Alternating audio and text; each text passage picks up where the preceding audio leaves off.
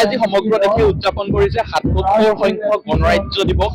সমগ্ৰ দেশৰ লগতে গুৱাহাটীতো অসমৰ গুৱাহাটীতো কেন্দ্ৰীয়ভাৱে উদযাপন কৰা হৈছে আৰু প্ৰত্যেকখন জিলাই জিলাই শিক্ষানুষ্ঠানত কলেজ মহাবিদ্যালয় বিদ্যালয় প্ৰত্যেকতে পুৱাৰ যি পতাকা উত্তোলনৰ কাৰ্যসূচী ইতিমধ্যে সমাপ্ত হৈছে আৰু তাৰ ব্যতিক্ৰম নহয় যোৰহাট জিলা ক্ৰীড়া সন্থাৰ যি খেলপথাৰ জিলা প্ৰশাসনৰ ফালৰ পৰা কেন্দ্ৰীয়ভাৱে যোৰহাট জিলা ক্ৰীড়া সন্থাৰ খেলপথাৰত ৭৭ সংখ্যক গণৰাজ্য দিৱস উদযাপন কৰা হৈছে।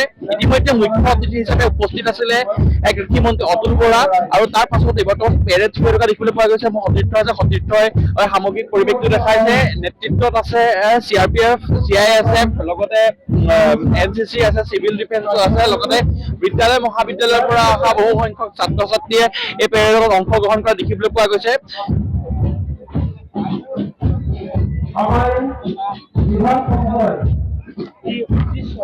সমগ্ৰ দেশতে পুনৰবাৰ উল্লেখ কৰিছে যে সমগ্ৰ দেশতে ৭৭ সংখ্যক যি গণৰাজ্য দিৱস সেই গণৰাজ্য দিৱস উদযাপন কৰি থকা হৈছে। খুব উলহ মালহেৰে আচলতে উদযাপন কৰা হৈছে। যোৰহাটত ব্যতিক্ৰম নহয়। যোৰহাট জিলাৰ প্ৰশাসনৰ উদ্যোগত যোৰহাট জিলা ক্ৰীড়া সন্থাৰ খেলপথাৰ পুৱাৰ পৰা বিভিন্ন ধৰণৰ কাৰ্যসূচীৰে গণৰাজ্য দিৱসৰ যি কাৰ্যসূচী সেই কাৰ্যসূচী পুৱাৰ পৰা চলি থকা দেখিবলৈ পোৱা হৈছে। ইতিমধ্যে পতাকা উত্তোলনৰ যি কাৰ্যসূচী মুখ্য অতিথি হিচাপে উপস্থিত আছিলে, পুনৰবাৰ জনাইছো অতুল বৰা উপস্থিত আছিলে। তেওঁ পতাকা উত্তোলন কৰাৰ লগতে তেওঁৰ যি বক্তব্য আছিলে সেই বক্তব্য দাঙি ধৰাৰ পাছতে পেৰেডৰ কাৰ্যসূচী ইতিমধ্যে আৰম্ভ হৈছে। যোৰহাট জিলা ক্ৰীড়া সন্থাৰ যি খেলপথাৰ আছে সেই খেলপথাৰত CRPF, CISF-কে প্ৰমুখ্য কৰি পিনি যোৰহাট জিলাৰ NCC লগতে চিভিল ডিফেন্স বিদ্যালয় মহাবিদ্যালয়ৰ পৰা অহা বিভিন্ন বিদ্যালয় মহাবিদ্যালয়ৰ পৰা অহা ছাত্ৰ ছাত্ৰীসকলে এই পেৰেডত অংশগ্ৰহণ কৰা দেখিবলৈ পোৱা গৈছে। লগতে উল্লেখ কৰিব লাগিব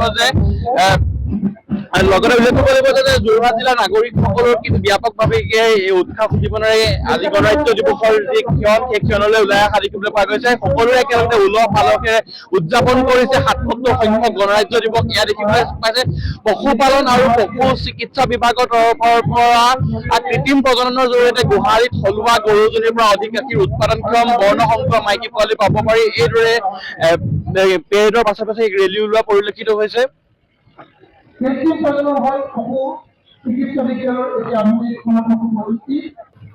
বিভিন্ন ক্ষেত্ৰত প্ৰতিপদসমূহ ইয়াতো প্ৰতিফলন কৰা হৈছে। যোৰহাট পৌৰসভাৰ ফালৰ পৰা, যোৰহাট মিউনিচিপালিটি বৰ্ডৰ ফালৰ পৰা মোৰ জাবৰ মোৰ দায়িত্ব নামেৰে এক প্ৰতিবাদ উলিওৱা একদম স্বচ্ছতা কি হ'ল পৌৰসভাৰ ফালৰ পৰা এক প্ৰতিবাদ ওলোৱা দেখিবলৈ পোৱা গৈছে। আৰু চতুৰ্থটো প্ৰতিপদ ইতিমধ্যে আহি পৰিছে যোৰহাটৰ ক্ৰীড়া সন্থাৰ যি খেলপথাৰ খেলৰ পৰা জিলা পৰিৱেশন বিষয়া কাৰ্যালয়ৰ তৰফৰ পৰা এই প্ৰতিপদ উলিওৱা হৈছে।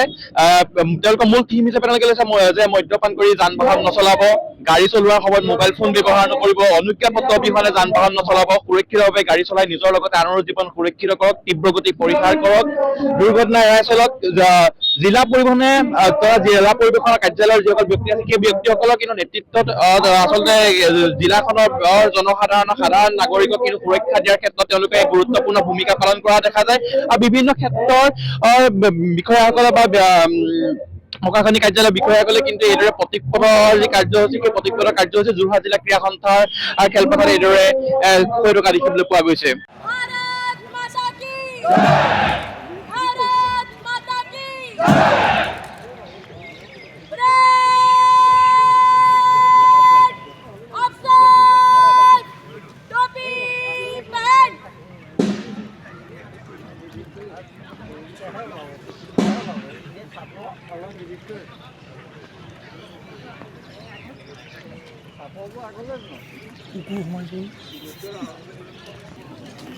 তলেদি আহে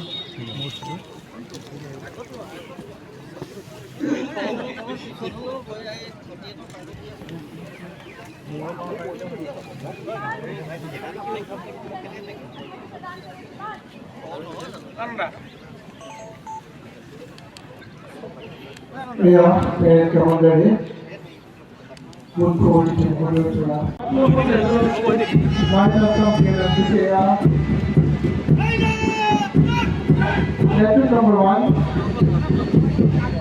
Morgan Hotel, অভিবাদন জানাচ্ছে।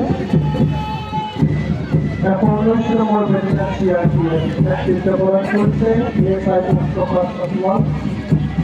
CISF ইউনিট সিনামা দলটির মর্গেন হোটেল অভিবাদন গ্রহণ করছে।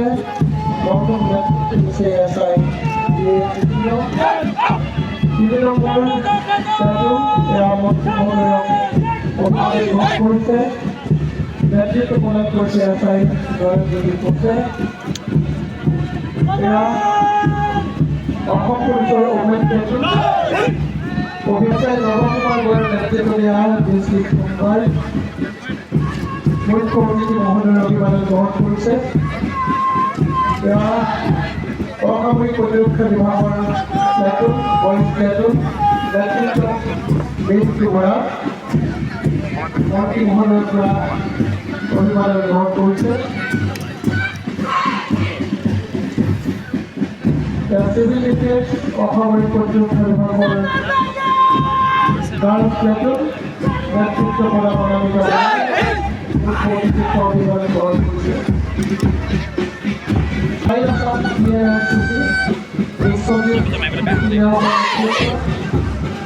মুখ্য অতিথি মহোদয়ৰ পৰা অভিবাদন গ্ৰহণ কৰিছে তাৰপিছতে সময়ৰ খবৰ সময়ত পাবলৈ ফলো কৰক টাইম অফ আছাম।